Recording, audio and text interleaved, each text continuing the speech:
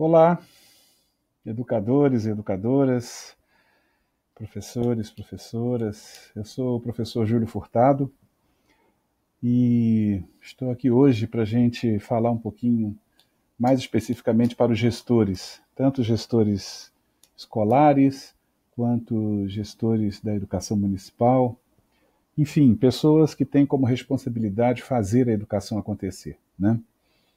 Hoje é domingo de Páscoa, né? Eu estou gravando esse vídeo no domingo de Páscoa e isso é muito simbólico, eu não poderia deixar de citar isso. É muito simbólico porque o momento que estamos atravessando é um momento que nos convida o tempo todo a um renascimento, né? A uma reinvenção, a um, a um olhar dentro de nós e descobrir potencialidades e principalmente, né, olhar aquilo que queremos deixar para trás. Então é bastante simbólico quando está gravando esse vídeo no domingo de Páscoa, né, exatamente no dia 12 de abril de 2020, em meio à pandemia de coronavírus, e nesse momento em que a gente se encontra tão, muitas vezes, né, inseguros, sem, olhando para amanhã e sem saber direito como é que vai ser esse amanhã. E nós da educação estamos aí tentando, desde a primeira quinzena de março, a fazer educação nesses tempos que são novos para todos nós, a fazer educação e a deixar a marca da educação nesses tempos, eu acho que é acima de qualquer coisa. Então, esse vídeo ele tem como objetivo levar algumas reflexões importantes para os gestores educacionais, né? Como já disse, gestores escolares, gestores municipais, pessoas que lideram o ato de educação. Essas telas elas vão estar disponíveis no meu site, que é juliofurtado.com.br, já está aí exposto, e convido aqueles que ainda não me acompanham no Instagram, né, o meu endereço é @juliofurtadoprof. Né, a gente está sempre presente lá também, postando algumas reflexões importantes para esse momento. Eu gostaria que a gente iniciasse esse nosso vídeo com alguns pressupostos, né, algumas premissas que eu acho que são fundamentais. Né, eu gosto de estabelecer esses pressupostos porque a gente já deixa claro o lugar de onde a gente pretende falar, né, a gente já deixa claro o nosso ponto de partida. Então essas premissas, essas verdades prévias, né, que a gente está levando em conta aqui nessa nossa fala, ela começa com essa questão aí. Né? A primeira e talvez não, a mais importante das premissas é essa. No momento em que estamos vivendo, fazer nada não é uma opção possível, muito menos uma opção ética, né, por parte da educação, por parte das escolas. E nós, gestores educacionais, precisamos ter essa premissa muito claramente colocada. Né, eu tenho ouvido aí muitas discussões, tenho até participado de algumas delas, mas muitas questões têm sido colocadas com muita legitimidade, né? Ou seja, a gente não está em momento nenhum negando os fatores que dificultam o estabelecimento das atividades à distância, né? Que tem sido aí a forma da gente continuar fazendo educação mesmo em tempo de pandemia. Mas pelo contrário, não é na negação, a gente tem que trazer esses fatores à tona exatamente para que eles possam ser levados em conta na nossa trajetória de construção do nosso fazer nesse momento que a gente está vivendo, para que a gente possa planejar com os pés no chão. Né? Ou seja, tudo que está sendo dito é real, tudo que está sendo dito é lícito, falta estrutura tecnológica, o acesso à internet é muito limitado, os professores não foram treinados, formados, né, para esse processo de aprendizagem remota, de aprendizagem à distância. O momento é um momento de instabilidade emocional, sim. Né? Ou seja, algumas pessoas eu ouço defendendo muito essa questão de não, o ensino à distância, atividades à distância não devem ser levadas em conta, exatamente não devem acontecer até mesmo nesse momento, porque por causa de todos esses fatores, né? Fatores estruturais, fatores de formação, até esses fatores emocionais, né? Algumas pessoas colocando que algumas crianças, né, alguns alunos, principalmente da rede pública, não têm em casa as condições ideais para que eles possam estudar. Então, isso tudo é verdade, isso tudo tem que ser levado em conta. O que não pode é a gente pegar todas essas questões e colocá-las como argumento para não fazer nada. Eu acho que essa é a grande questão, né? Eu acho que falta estrutura tecnológica e então a gente tem que ver como é que a gente atende da melhor maneira possível, né, na falta dessa estrutura tecnológica. Nós estamos vendo aí, Brasil afora, sistemas de ensino, escolas fazendo entrega de atividades impressas, né? Ou seja, algumas cidades, eu estava em contato essa semana com uma cidade que está usando o sistema de motoboy, né, que está entregando as atividades e recolhendo, passando com dia e hora marcada, as pessoas nas comunidades deixam no determinado local, né, ou seja, envelopes que a própria escola manda, então tem lá a ida, a volta. As pessoas estão se reinventando, né? Mas a questão é, fazer nada não pode ser uma opção possível, porque ela não é uma opção ética. Nesse momento, a educação tem que se fazer presente, sim, né? Nas casas em que se acumulam 7, 10 pessoas num cômodo, né? Onde a falta de uma estrutura ideal para estudo sempre existiu, mesmo quando das aulas presenciais, da forma possível, a educação tem que estar ali presente, né? Ou seja, talvez esteja em casa um irmão mais velho, que tem um pouco melhor de condição, de funcionar como uma espécie de tutor, né, para aquela criança, para aquele adolescente, nem que ele tenha que nessa hora, por estar muito barulho dentro do barraco, dentro de casa, sair um pouquinho, sentar num banquinho do lado de fora, numa pedra do lado de fora, né, ou seja, mas muitas vezes esse momento vai ser um momento que vai dar para ele o equilíbrio, né, vai ser um momento que vai dizer para ele assim, olha, o amanhã existe, né, ou seja, as coisas só é uma fase, isso vai passar. Né? Então, a presença da educação, a presença das atividades de aprendizagem, nesse momento, elas se fazem fundamentais. Né? Não só para marcar presença, mas para servir de apontamento para um futuro possível. Né? Então, eu acho que esse é o primeiro pressuposto. Fazer nada não é uma opção possível, por não ser uma opção ética. Né? O segundo pressuposto é que nada do que a gente vai fazer vai servir para todo mundo.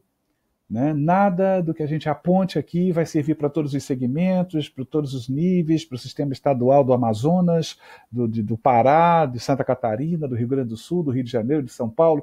Nada. Nada vai servir para todos os sistemas municipais. Então, né, são mais de 5.500 realidades diferentes. Não tem respostas prontas, não tem soluções mágicas que atendam a todas as realidades e interesses, né, dessa diversidade que se chama Brasil. Mas hoje nós temos que pensar em termos de diversidade, em termos de adaptação, em termos de criatividade para encontrar essas soluções. O terceiro pressuposto estamos falando de ações temporárias e específicas para o momento em que estamos vivendo. Não estamos falando em reinvenção da educação. A gente está falando em ações e reflexões possíveis para esse momento, né? Que uma vez passado a gente espera que a educação e a prática da escola possa se rever, né? Possa pensar em função de tudo que aconteceu, né? Que marcas, que cicatrizes nós vamos levar e de que maneira a gente vai rever esse nosso fazer, né, escolar aí. Em síntese, fazer dentro dessa possibilidade a título provisório, né? Ou seja, como secretarias estão fazendo, escolas estão fazendo, estão se reinventando, estão criando. Né? Eu já vou adiantar aqui, eu tive a ideia de pedir a algumas secretarias de educação e algumas escolas para que me encaminhassem experiências exitosas, né? Experiências de sucesso que elas estão desenvolvendo nesse período, né, de isolamento social. E já recebi algumas, já pude fazer uma pré-seleção, e já está lá no nosso site, lá no jurofurtado.com.br. Entrando lá, vocês vão encontrar um link escrito Experiências de Sucesso. Cliquem lá e dêem uma olhadinha. São vídeos e áudios de pessoas contando o que estão fazendo e que está dando certo. Né? A ideia é motivar, a ideia é mostrar que é possível, a ideia é a gente manter aquele primeiro pressuposto. Né? Ou seja, fazer nada não pode ser uma opção. O quarto pressuposto necessário da gente estabelecer aqui nesse nosso papo, né, sobre gestão da educação em tempos de isolamento social, é que é óbvio que teremos prejuízos e perdas. né? Ou seja, a nossa postura ela precisa ser a postura de minimizar esses prejuízos e essas perdas ao máximo. A gente tem, por exemplo, uma declaração da professora Cecília, secretária de Educação de Mato Grosso do Sul, que vem realizando um trabalho a partir de uma plataforma pela internet, uma plataforma que a rede estadual já trabalhava com ela. Então, é uma plataforma que atinge assim, um bom número de alunos, e nos lugares onde não há estrutura de internet, os alunos estão recebendo material impresso, né, para trabalhar. Então, o professor, quando ele dá aula, ele tem que colocar lá, né, se ele usou basicamente recurso tecnológico, só se usou recurso tecnológico mais recurso impresso, se usou só recurso impresso, né? E quais os alunos e quantos não foram alcançados. Segundo o último levantamento feito lá, 2% dos alunos, 2% dos alunos não estão sendo alcançados, ou seja, e esses 2%, me parece que a grande maioria, ou quase todos, são alunos de comunidades indígenas, né? Mato Grosso do Sul é um dos, não sei se é o maior ou o segundo maior Estado brasileiro em contingente de educação indígena. Então, a gente sabe que as tribos indígenas estão mais isoladas por causa da maior fragilidade do organismo, né, indígena com relação à Covid-19. Então, olha só, 2%. Né? Tem perda? Tem. Vai ter 2% no lugar, 3, 5, 8 em outro. Depois de todos os esforços para minimizar essas perdas, a gente vai ter que, no retorno às aulas, garantir, né? Ou seja, garantir um processo de resgate de aprendizagem, em especial para essas pessoas que não tiveram nem mesmo a oportunidade, né, de serem contactadas. Mas isso não justifica não fazermos nada. Né? Isso não justifica ficarmos de braços cruzados, não estarmos presentes nesse momento. Né? Eu sinto falta sempre quando vejo aquelas coletivas de imprensa, né, dos ministros que têm sido diariamente passado na televisão. Eu sinto falta do ministro da Educação. O Ministério da Educação se faz ausente ali, não especificamente do ministro, mas do Ministério da Educação, dizendo de que maneira que a educação está integrada nesse processo aí, né, de superação desse momento. Né? Ou seja, outro dia eu vi, estava presente o ministro do Turismo, falando de que maneira que o turismo está agindo através de hotéis e tal, essas coisas, mas a educação não se faz presente, e isso é inadmissível. Né? Então, esses pressupostos são fundamentais para a gente fazer alguma reflexão em torno da gestão, né, em tempos de isolamento social. Exatamente para a gente ter cuidado com essa tentação de acreditar que 2020 já é um ano perdido em termos de educação. Né? Eu tenho visto algumas pessoas já falarem isso, e isso é muito perigoso. Né? Algumas pessoas estão falando, 2020 já era, né? É um ano já perdido. E eu fico me perguntando o quanto essa afirmação e essa crença, de certa forma, tem um caráter prático. Se já é um ano perdido, nada a fazer. Né? Vamos cruzar os braços, vamos nos calar, né? Vamos silenciar diante de tudo isso. Vamos nos deprimir, e de forma nenhuma, mais uma vez eu coloco, fazer nada não pode ser uma opção por parte da educação. Né? Talvez essa crença seja a maior ameaça real do aumento das desigualdades. Primeiro porque muitas escolas e muitos sistemas já estão fazendo uma porção de coisas. Várias coisas e várias experiências muito interessantes já estão sendo colocadas em prática. Né? Ou seja, são ações que são necessárias, como eu já falei, para que a própria criança possa perceber essa possibilidade de seguir em frente. Né? Eu acho que a educação tem muito esse papel de estar presente nessa hora.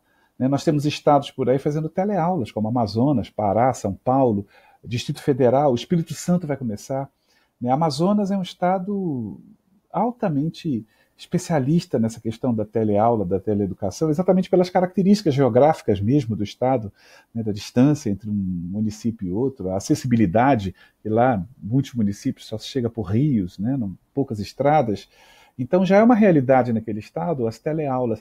E o estado do Amazonas já está fornecendo, por exemplo, o Espírito Santo já está em negociação, não sei se já está acontecendo, mas para pegar todo o material que o Amazonas já tem pronto, aulas gravadas de todos os conteúdos, para disponibilizar através de uma parceria com um canal de televisão aberta, em diferentes horários, porque a televisão é um recurso digamos, um pouco mais democrático do que a internet. Né? Ela chega a um maior número de casas, né? E, em síntese, caminhos estão sendo buscados, né? E eu acho que isso é muito interessante. Uma outra coisa também para a gente tomar cuidado nessa hora é a gente não ficar tentando resolver os problemas que são endêmicos da educação num momento como esse. Né? É claro, quando a gente faz educação à distância, a gente esbarra num modelo que nos força a fazer uma educação olhando para um aluno mais autônomo. A gente não vai estar do lado dele o tempo todo para explicar. Então a gente tem que ter um cuidado grande na elaboração das atividades, elas têm que ser muito claramente colocadas, né? Ou seja, o aluno tem que ser orientado, né, o máximo possível. E isso é um bom exercício para a gente fazer. Mas não está na hora, né, da gente começar a criticar o modelo instrucionista, que é, como eu já disse, uma das questões endêmicas da escola. Temos que continuar essa superação ao longo do tempo. Agora é hora da gente fazer o que é possível. Né? Ou seja, como é que dá para fazer? Alguns professores que eu tenho atendido, né, tenho buscado algumas escolas, tenho feito atendimento a escolas e a secretarias de educação, me colocam muito assim, mas como é que eu faço? Eu não sei como fazer diante das câmeras. Eu tenho dito para vários deles, faz como é que você faz quando está diante da turma. É isso que você sabe fazer. Faz o possível. Até porque, nesse momento, esse aluno tem que te reconhecer em casa. Né? Ele vai ouvir você falando, é ele mesmo, olha lá. Ele tem essas manias, ele usa essas expressões. Né? Então, cuidado com essa tentação de acreditar que 2020 já é um ano perdido. Essa tentação ela pode se constituir realmente num fator imenso do aumento de desigualdade.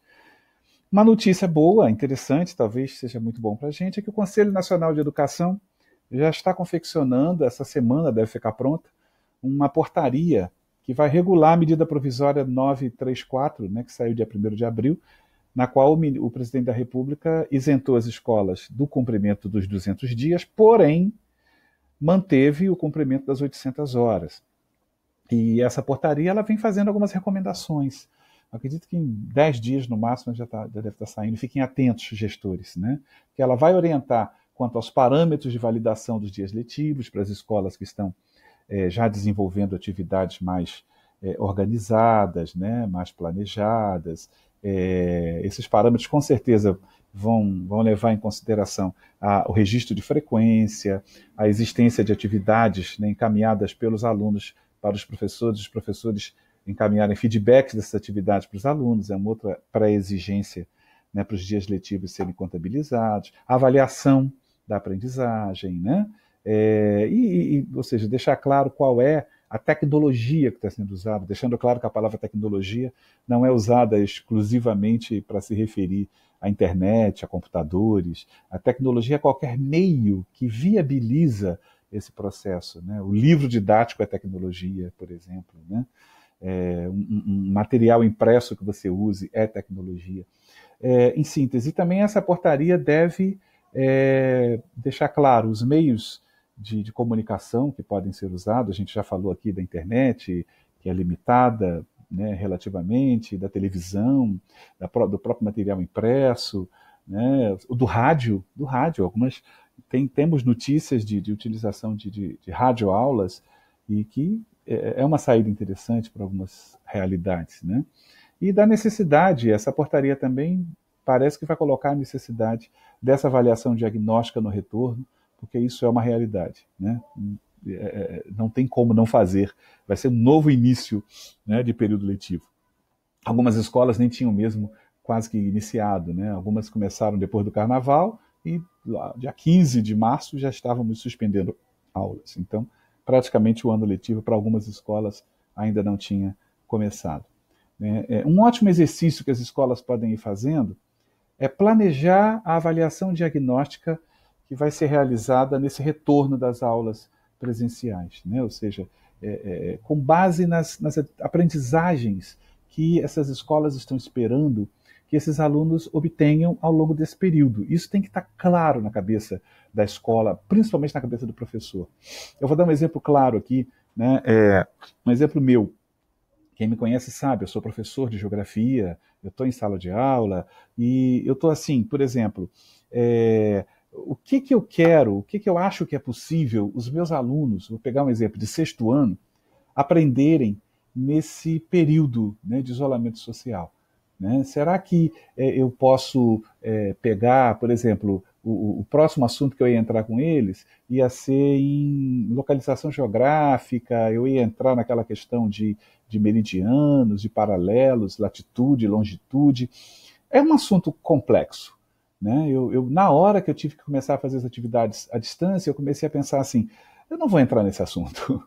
Eu não vou entrar nesse assunto porque é um assunto muito complexo para ser desenvolvido à distância. Então, o que eu vou fazer? Que tipo de aprendizagens eu espero dos meus alunos durante esse período?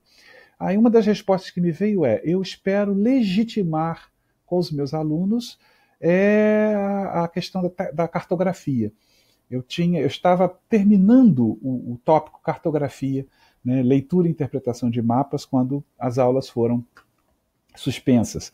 Então eu pensei assim, não, eu quero legitimar. Né? O que eu estou me referindo a legitimar aprendizagens?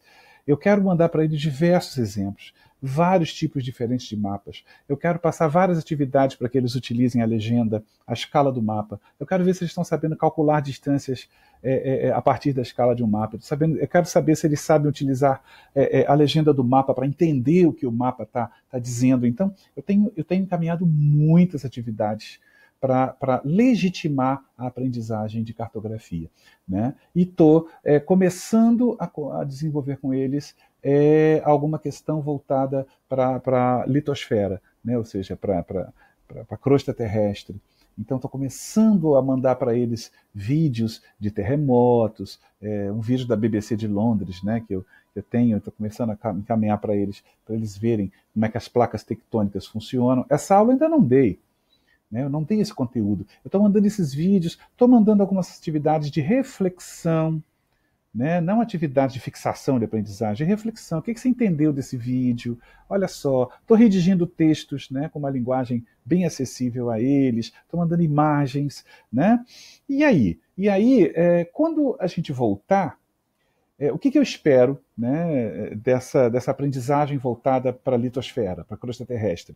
Eu espero que eles entendam a estrutura da litosfera, como é que ela é constituída, etc, etc. Então, eu estou anotando o que eu espero, e nessa avaliação diagnóstica, quando voltarem às aulas presenciais, eu vou avaliar. Será que eles aprenderam isso? Se aprenderam, até que ponto aprenderam? Né? Ou seja, esse retorno vai precisar ser muito bem pensado. Então, fazer isso agora é interessante, porque guia o nosso raciocínio com relação ao que a gente espera de aprendizagem nesse período. Né? Deixando claro aqui uma coisa, independente de como está sendo feito isso, né, voltando aqui, assim, eu estou falando que a aprendizagem a gente espera dentro de uma, vamos chamar do quê? Vamos chamar de atividades vinculantes ou atividades que vão ser levadas em conta, que vão ser validadas, né, como dias letivos. Eu estou fazendo, né, ou seja, minhas frequências com eles, né, ou seja, como eu dou aula uma vez por semana, às segundas-feiras, né, amanhã é dia, né, eu estou falando no domingo de Páscoa, como já disse, de tentar ter um contato com o máximo de alunos que eu possa para tirar algumas dúvidas e tal, essas coisas, sem estar respeitando os dias e os horários de aula, e isso é parte de um planejamento. Agora, mesmo que isso não esteja sendo feito assim, eu acho que a gente tem que fazer. Tem que fazer, por quê? Porque a gente estaria aquecendo o currículo. Né? No retorno, se eles ficarem parados 2, 3, 4 meses, não sabemos ainda quanto tempo, nós teremos um trabalho muito maior, né, se não desenvolvermos nenhuma atividade remota de aprendizagem. Então, se puder desenvolver uma atividade vinculante, né, uma atividade que possa ser aproveitada depois como dia letivo, de uma maneira mais estruturada, faça. Né? Se não, faça também. Faça, porque você vai ter aprendizagens economizadas lá na frente. Né? Então, isso é muito interessante. Um outro ponto inegociável no retorno às aulas é o período de acolhimento dos alunos e profissionais da escola. Não voltaremos os mesmos. Não voltaremos à normalidade de antes. Em algum sentido, é até bom que não voltemos, né? Ou seja, tomara que, enquanto a escola como um todo, não volte muito à normalidade de antes mesmo. Tomara que ela se incomode com algumas coisas. Mas a gente está falando aqui de acolhimento emocional. está falando aqui de, por exemplo, se marcaram volta das aulas a outra semana, não, você, gestor, não marca para voltar todo mundo junto, aluno, professor, funcionário. Marca pelo menos uns 2 dias para estar só os funcionários e os professores, né? Que você possa promover um momento de acolhida, né, de todo mundo, né? Ou seja, dar um espaço para fala, né? Como é que você está, né? Como é que está a tua vida, como é que está teu olhar para esse mundo, né? Ou seja, tem que haver esse acolhimento emocional. Aí depois de alguns dias, aí sim, aí chegam os alunos. Até para que os professores e funcionários estejam preparados para receberem juntos os alunos. Senão vai ser uma catarse coletiva, você imagina. Todo mundo muito mexido, não, imagina uma escola voltando só interessada em vamos lá, porque estamos atrasados, porque tal. Então, calma, calma, né? Acolhe as pessoas para que depois a gente acolha o currículo. As pessoas, o currículo é fruto das pessoas. Então, se elas não forem bem acolhidas, esquece currículo, né? E há muito tempo eu falo isso. Não importa a reposição de dias letivos. Ainda bem que os 200 foram flexibilizados, pelo menos está indo nesse caminho. O que importa é a reposição de aprendizagens, né? O currículo ele é feito de aprendizagens, ele não é feito de dias letivos, né? Do que eu estou falando? Quantas vezes a gente repõe o número de aulas que se perdeu e as aprendizagens não são repostas? Né? E quantas vezes a gente repõe as aprendizagens menos tempo do que a quantidade de aula que precisaria ter? Então, é a reposição de aprendizagens. Vamos ter esse raciocínio. Com essa coisa aí desse período de acolhimento, a gente precisa fazer até para que essa reposição de aprendizagens aconteça de maneira mais efetiva, né? Outro ponto inegociável no retorno às aulas, que nós gestores precisamos estar muito claros e convictos dele. Uma avaliação diagnóstica, como eu já falei, tem que ser feita. Para quê? Para que a gente possa implementar atividades de reforço de aprendizagem, atividades de aceleração de aprendizagens e, por que não, atividade de reenturmação. Quem sabe a gente possa fazer reenturmações de forma a facilitar, né, o trabalho visando a correção dessas defasagens que com certeza vão acontecer, né, ao longo desse período. Outro ponto inegociável no retorno às aulas: dinamização da comunicação da relação escola-família. Se tem uma coisa que eu acho que esse período está servindo para nós e para as escolas e os sistemas de ensino, né, municipais, estaduais, aprenderem de uma vez por todas a importância de mantermos uma comunicação com a família, de mantermos a família próxima da escola, de termos esse diálogo, que eu sei que as escolas tentam, tá? Eu sei disso. Mas eu também percebo que eu não sei se existe um espaço e um lugar muito próprio às famílias dentro da escola, né? O discurso de que os pais não participam da educação dos filhos, os pais não estão presentes na escola, né? Só vem e tal. É um discurso muito constante esse, né? Ao mesmo tempo, eu observo na prática, andando por aí, né, pelo Brasil, nas minhas palestras e cursos e consultorias, eu observo um outro discurso meio que velado, mas um discurso do tipo assim: aquela mãe ali, olha lá, de novo aquela mãe, ela veio anteontem, o que ela veio fazer aqui de novo? Né? Meu Deus, ela não tem o que fazer em casa?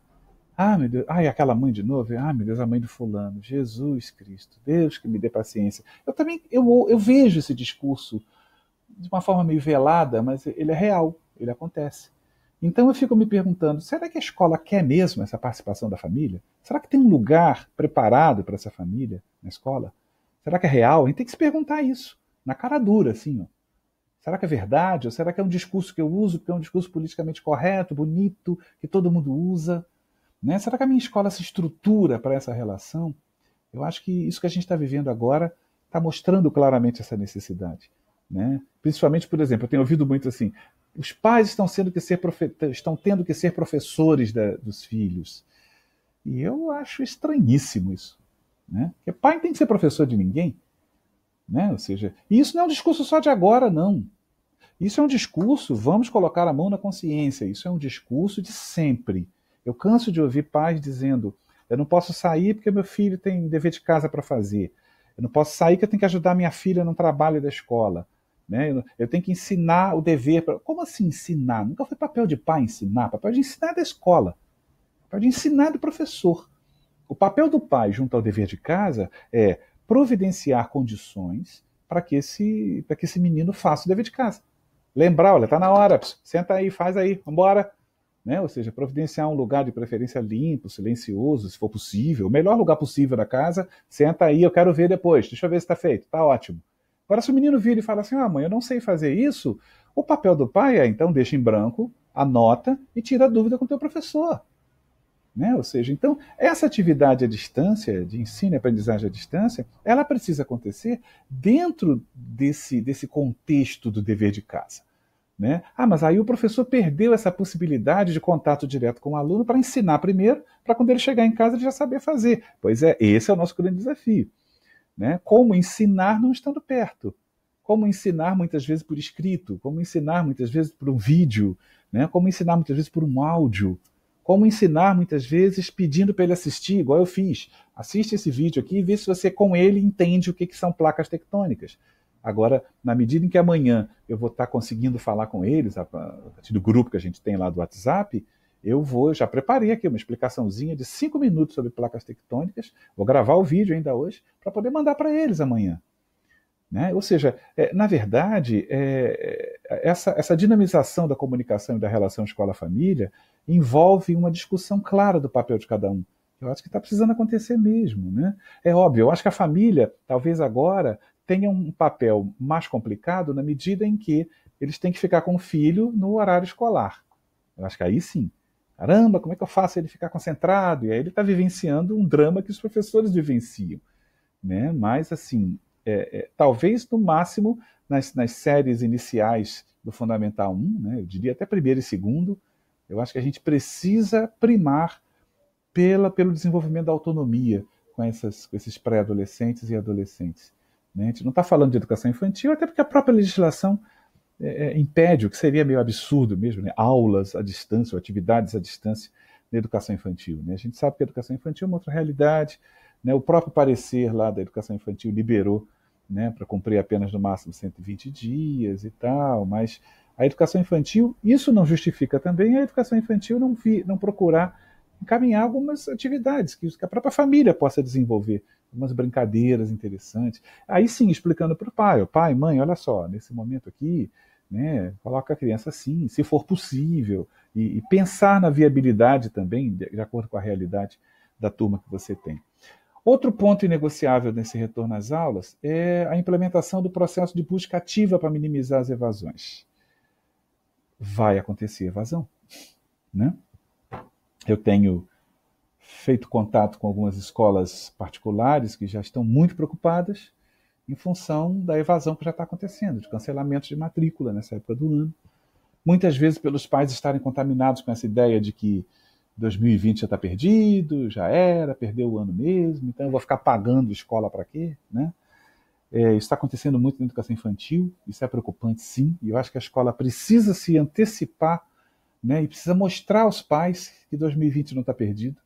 Eu acho que todas as escolas particulares em especial têm que fazer isso. E a escola pública, a evasão muitas vezes vai acontecer por uma descrença. Eu acho que quanto menos a escola estiver presente nesse momento de afastamento e de isolamento, maior vai ser a tendência a haver evasão.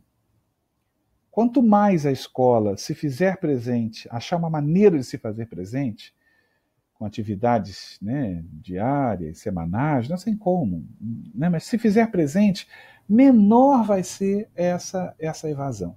Mas, de qualquer maneira, todas as escolas vão ter que pensar nesse processo de busca ativa aí e de resgate, né, de alunos.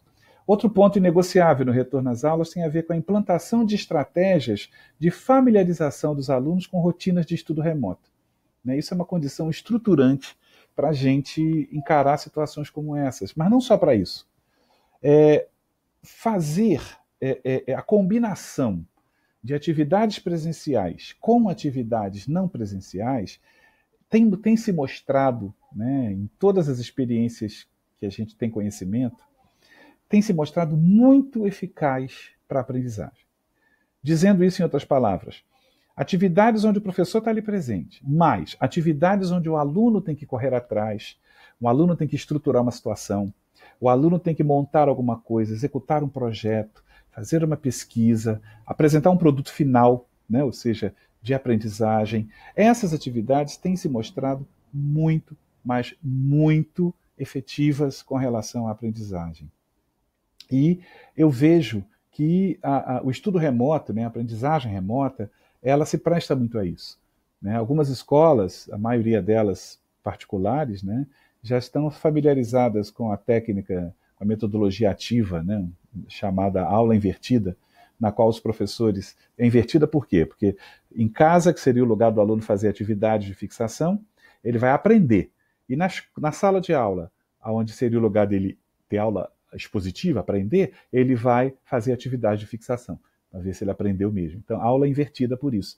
E como é que se dá isso? Os professores gravam vídeos curtos, encaminham atividades também escritas, encaminham vídeos para eles assistirem, questionamentos e tal. Eles encaminham subsídios para que os alunos aprendam determinado conteúdo. Quando os alunos têm que executar isso em casa, em grupo, individualmente. E quando eles retornam para a aula seguinte, o professor desenvolve atividades de complementação, de aprofundamento, de fixação daquilo que ele aprendeu em casa. Então, olha só que interessante. Quem já está acostumado com aula invertida, já sabe muito bem do que eu estou falando. Já sabe o quanto que os recursos de aprendizagem remota ajudam na aprendizagem. Então, a gente precisa vencer essa barreira, eu não estou falando especificamente de internet, não estou falando especificamente, né, eu estou falando de alguma atividade que o aluno desenvolva sozinho, né, com acompanhamento remoto do professor. Quando a gente voltar às aulas presenciais, isso vai ser ótimo, porque o professor vai explicar presencialmente, na próxima aula vai perguntar, e aí, estão conseguindo? Fala, grupo tal, se manifesta, você, fulano, conseguiu descobrir? Olha que interessante, mas que a gente precisa implantar essas estratégias de familiarização dos alunos com as rotinas de estudo remoto. Isso, esse momento está mostrando para a gente que precisa. Outro ponto inegociável no retorno às aulas, que nós gestores precisamos pensar muito bem, construir o plano de ação para o cumprimento das 800 horas, né? Observando as estratégias possíveis e viáveis para cada realidade, né? Para cada estrutura. Me parece que o uso de atividades de aprendizagem remota vai também se prestar bastante ao cumprimento das 800 horas. E como é que isso acontece?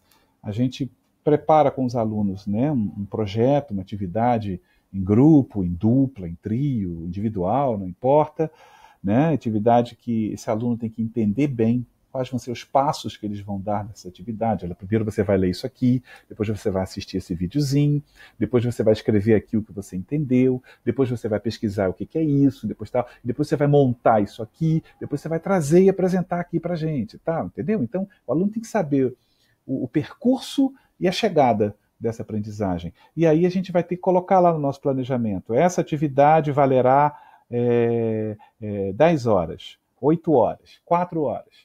Dependendo da complexidade da atividade, ela pode valer mais ou menos tempo, né? Mas o importante é que essas atividades aconteçam e a gente possa registrar, avaliar e colocá-las como, 800 menos 10, 800 menos 4, menos 3, menos 15, menos 12, menos não sei. Né? Se a gente desenvolver por semana uma atividade que valha 4 horas, né? E se a gente ainda tiver aí pela frente no segundo semestre 20 semanas, que sejam, né? Ou seja, 20 para desenvolver conteúdo, eu já tenho 20 vezes 4, já tenho 80 horas desenvolvidas em atividades remotas. Né? Se eu tiver em algumas dessas atividades eu colocar o dobro, né? Eu já vou chegar a 100 e poucas horas. Né? Olha só como é que eu já vou reduzir, ajudar a cumprir as 800 horas através de atividades remotas. Logo, eu preciso construir esse plano de ação. Né?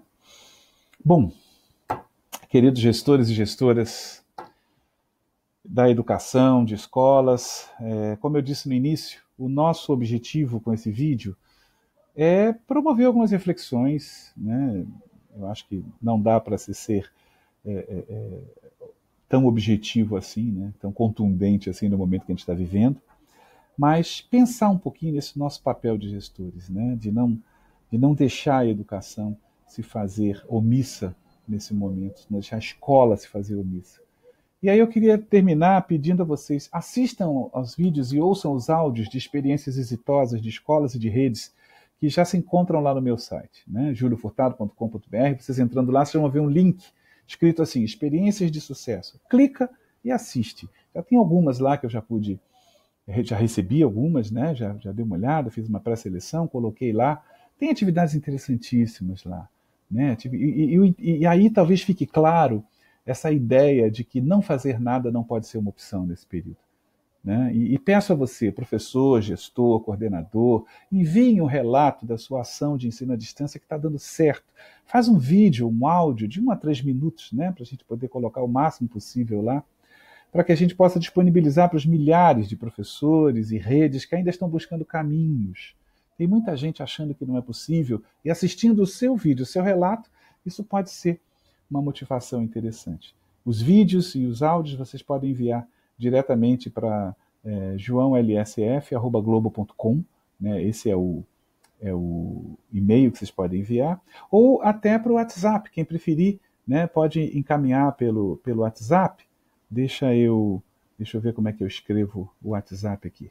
Eu tenho que fazer assim, né? Aí tem que ir para cá, é aqui, ó. Então, o WhatsApp, isso aqui é o e-mail e o WhatsApp do meu assessor, o João Luiz. O WhatsApp, para quem quiser encaminhar, é 21, né, que é Rio de Janeiro, e é 98826-3563, ok? Se preferir encaminhar por WhatsApp, vocês fiquem à vontade. Tá aí o WhatsApp também, que você pode encaminhar a sua experiência. Colabora nesse momento, né, para a gente motivar todo mundo a não deixar a educação ficar omissa num momento tão crucial como esse. Eu quero aproveitar, antes de terminar, e agradecer aos primeiros que já enviaram, que já estão lá, né, no nosso link, a Secretaria de Educação de Santo Antônio da Patrulha, Rio Grande do Sul, Colégio Unifeb de Brusque, Santa Catarina, Secretaria de Educação de Carandaí, Minas Gerais, o Sítio Escola Papete de Nova Friburgo, o 3D Colégios de Nova Iguaçu, a Escola Estadual de Educação Básica Araújo de Figueiredo, em Urubici, Santa Catarina, o Colégio Impacto de Ilhéus, na Bahia, mandou lá a sua experiência, a Secretaria de Educação de Teotônio Vilela, em Alagoas, o Colégio Estadual Vereador Pedro Xavier Teixeira, em Nova Rosalândia, em Tocantins, a Secretaria de Educação de Belém, de Alagoas, né? Muito interessante essa experiência, uma cidade com muito poucos recursos, né? E muito interessante estar lá também. A Escola Municipal Luiz de Lemos, em Nova Iguaçu, também mandou para a atividade, e a Secretaria de Educação de Junqueiro, em Alagoas também. E você, que vai mandar, com certeza, e aí entra lá pelo menos toda semana, porque vai ter novas experiências lá para você se inspirar nelas, ok? Espero que tenha servido, né, positivamente para que você possa enxergar um amanhã mais concreto, né, e a gente começar a agir mais de mãos dadas, tá ok? Um grande abraço, foi muito bom estar com vocês, né, mesmo por vídeo. O nosso site todo mundo já sabe, as telas vão estar lá para quem quiser pegar. O nosso Instagram, para quem quiser seguir a gente, é @juliofurtadoprof, tá? E até o próximo vídeo. A gente já está montando aí os 2 próximos vídeos. Vem por aí uma série muito legal voltada para a questão prática, especificamente para os professores, e em breve eu já vou estar colocando. Esse vídeo vai direto para o canal Sala dos Professores. Ele é público e você pode divulgar, compartilhar ele para o máximo de escolas, secretarias e máximo de professores que você puder. Tá bom? Um abraço, fiquem com Deus.